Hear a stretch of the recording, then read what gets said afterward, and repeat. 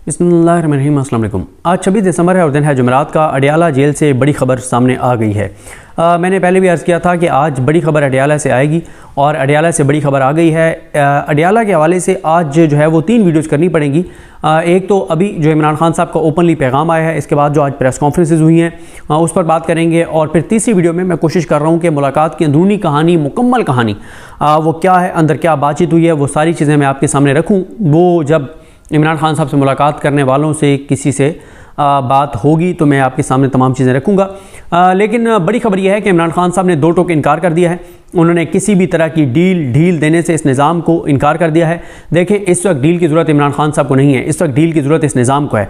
और इस पर भी जाने से पहले एक 1.5 मिनट मुख्तसर सी बात कर लेते हैं कि मिलिट्री कोर्ट्स से आज बाकी जो 60 सिविलियंस हैं उनके भी फैसले आ गए हैं। 2 से 10 साल तक की सज़ाएँ हैं, जिसमें हसन नियाज़ी को भी 10 साल की सज़ा दी गई है। और ये सज़ाएँ मैटर नहीं करती, ये सज़ाएँ बरकरार नहीं रह पाएंगी। मैंने एक ट्वीट किया जिस पे शायद मैं मुकम्मल नहीं लिख सका, तो बहुत से लोगों ने कहा कि ये मैं क्या बात कर रहा हूँ। जब मैंने ये लिखा कि किसी को भी सज़ाए मौत या उम्र कैद नहीं दी जा सकी, ये बात मैंने क्यों कही? मैंने इसलिए कही क्योंकि जब पहले कोई 20 को सज़ाएँ सुनाई गई और उनको सज़ाएँ सुनाकर और कि उनकी जो सज़ाएँ मुख्तसर हैं उनको रिहा कर दिया गया, और उसके बाद 25 को जब पिछले हफ्ते सज़ाएँ सुनाई गई तो वो 10 साल तक थी। ये अंडरस्टूड था कि बाकियों में से 10 साल से ज़्यादा सज़ाएँ हैं, इसीलिए एक वक्फे से सज़ाएँ सुनाई जाएंगी ताकि एक नैरेटिव बनाया जाए। और फिर पहले 10 साल तक वालों को सज़ाएँ सुनाई, फिर 15 से 20 साल तक वालों को सज़ाएँ सुनाई जाएंगी, फिर 25 साल वालों को, उम्र कैद वालों को, और अगर किसी को सज़ाए मौत है तो उनको सज़ा जो है वो सुनाई जाएगी। लेकिन जिस तरह का बैरूनी दबाव आया है यूके से, यूएस से, यूरोपियन पार्लियामेंट से, यूरोपियन यूनियन से, उसके बाद हमने देखा कि अब मैक्सिमम सज़ाएँ वही 10 साल तक की हैं। किसी को 10 साल से ज़्यादा की सज़ा नहीं सुनाई जा सकी। और जिस तरह के दावे किए जाते थे कि ये एक तयशुदा मनसूबे के तहत हमला था और पाकिस्तान की तारीख का बदतरीन वाक़या था, अगर ऐसा था और ये चीज़ें साबित हो गई होती और एविडेंस मौजूद होता और तयशुदा मनसूबा जो है वो साबित होता, तो फिर सज़ाएँ 10-10 साल ना होती, 20 साल, 25 साल उम्र कैद, सज़ाए मौत, ये सज़ाएँ होती। और सबूत के बगैर भी कुछ ऐसे इसमें लोग थे जिनमें हसन नियाज़ी सर फहरिस्त थे। जो हसन नियाज़ी जो बड़ी एक बहादुर एक बेटा भी है और इमरान खान का भांजा भी है, और जिस बहादुरी से वो बहुत सी चीज़ें उसने की। यानी इस इवेंट की बात नहीं कर रहा, इस इवेंट के ऊपर तो जब फैसला सामने आएगा, रिटन फैसला, अभी तक किसी एक का भी मामले का भी फैसला रिटन हमारे सामने नहीं आ सका और ना ही शायद आए, बहुत मुश्किल है। जिनको पिछले हफ्ते सज़ाएँ सुनाई गई उनके भी वकला ने लेटर लिखा हुआ है। खदीजा शाह साहबा का भी आपने देख लिया कि खदीजा शाह नहीं, खदीजा सिद्दीकी, उनका भी एक उन्होंने ट्वीट्स भी किए, बताया। लेकिन अभी तक रिटन ऑर्डर फैसला किसी केस में सामने नहीं आ सका। और जब ये फैसले चैलेंज होंगे हाई कोर्ट्स में तो ये कलअदम होंगे और बहुत मुश्किल है इनका बरकरार रहना। शायद उसकी ज़रूरत ही ना पड़े और पहले ही सुप्रीम कोर्ट से मिलिट्री कोर्ट्स में सिविलियंस के ट्रायल को 9 और 10 मई वालों को कलअदम करार दिलवा दिया जाए। इससे एक तो ये है कि इंटरनेशनली ये दिखाने की कोशिश की जाएगी कि पाकिस्तान की अदालतें आज़ाद हैं, उन्होंने मिलिट्री कोर्ट्स को उड़ा दिया।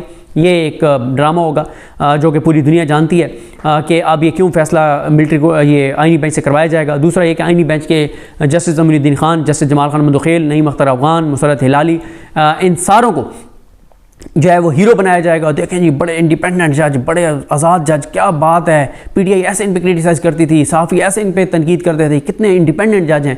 तो ये भी एक मंजन बेचा जाएगा। लेकिन हकीकत आपको भी पता है, मुझे भी पता है, पूरे पाकिस्तान को पता है कि क्योंकि बाहर से अब दबाव बहुत ज़्यादा आ रहा है, तो अब मिलिट्री कोर्ट्स के इन 9-10 मई वालों के ट्रायल को वैसे ही शायद आइनी बेंच से कलअदम करार दिलवा दिया जाए। लेकिन कोशिश जारी रखी जाएगी कि पस पर्दा हम कोई मामलात अमेरिका से हमारे ऐसे हो जाएं कि हमें कोई मसला नहीं होगा, यूरोपियन यूनियन से तय हो जाएं कि कोई ऐसा मसला नहीं होगा, तो फिर शायद मिलिट्री कोर्ट्स के ट्रायल को दुरुस्त करार दिलवा दिया जाए आइनी बेंच से। और फिर यह है कि हाई कोर्ट से ये डील हो के अदालत के साथ कि हाई कोर्ट से हम इनके फैसलों को उड़वा देंगे, लेकिन आप हमारा भरम रख लें कि आप जनाब अभी इस फैसले को उड़ा दें जो एजाज़ुल एहसन साहब वाला था। देखें, एजाज़ुल एहसन साहब, मज़ाहिर अकबर नकवी साहब, आयशा मलिक साहबा, मुनीब अख्तर साहब, इनका जो फैसला था वो पाकिस्तान के हक़ में था जब इन्होंने कहा कि सिविलियंस के मिलिट्री कोर्ट में ट्रायल नहीं होने चाहिए। लेकिन काजी फायजी साहब, सरदार Tariq Masood, justice जमीनुद्दीन Khan, justice Jamal Khan Mandokhel, justice Musarrat Hilali, justice Mohammad Ali Mazhar,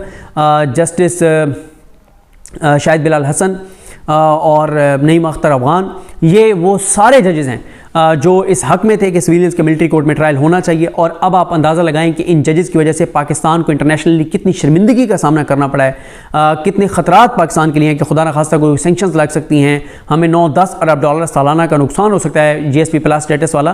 لیکن ظاہر ہے یہ ان ججز کو کیا فرق پڑنا ہے؟ فرق پڑے گا تو عام آدمی کو پڑے گا، عام پاکستانی کو پڑے گا، یا ان کو پڑے گا جنہوں نے پاکستان میں ہی رہنا ہے، جن کی نسلیں آنے والی نسلوں نے پاکستان میں رہنا ہے. بدقسمتی سے ہمارے ان عہدوں پہ بیٹھی ہوئی شخصیات ہیں، ان کو مسئلہ کوئی نہیں ہوتا، وہ ریٹائرمنٹ کے بعد آرام سے کسی نہ کسی ملک میں چلے جاتے ہیں پاکستان سے باہر، تو ان کو اتنا فرق نہیں پڑتا.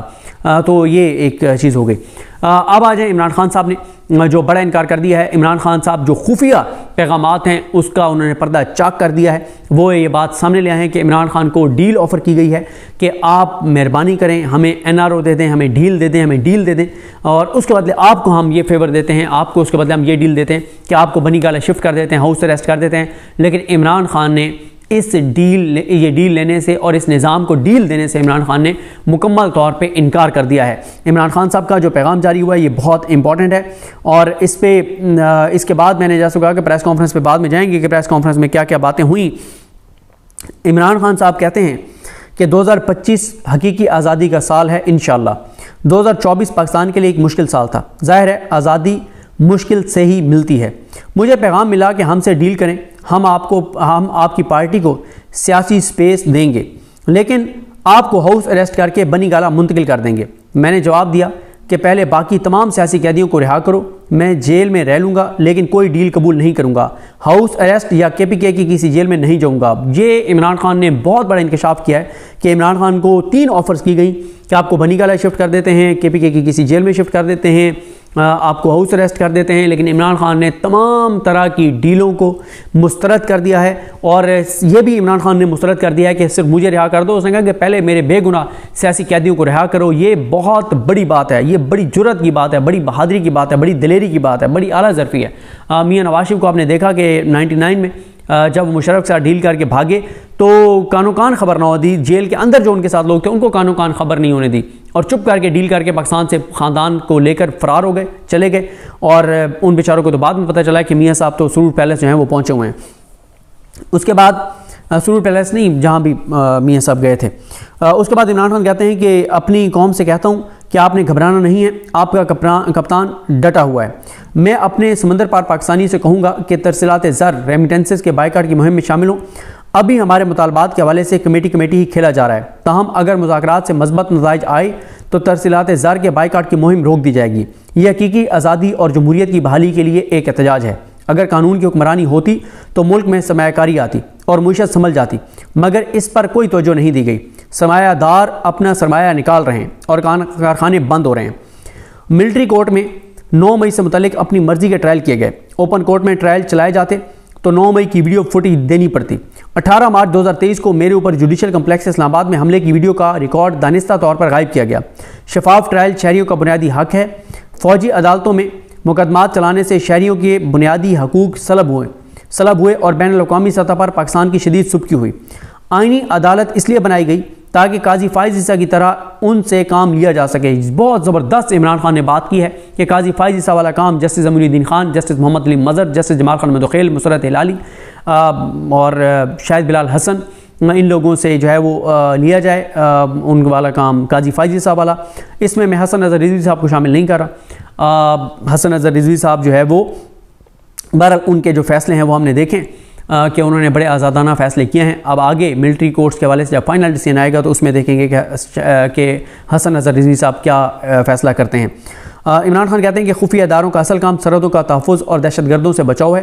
اگر وہ پولیٹیکل انجینئرنگ اور تحریک انصاف کو توڑنے میں ہی لگے رہیں گے تو سرحدوں کا تحفظ کون کرے گا؟ اپنی پالیسی کا دوبارہ جائزہ لیں.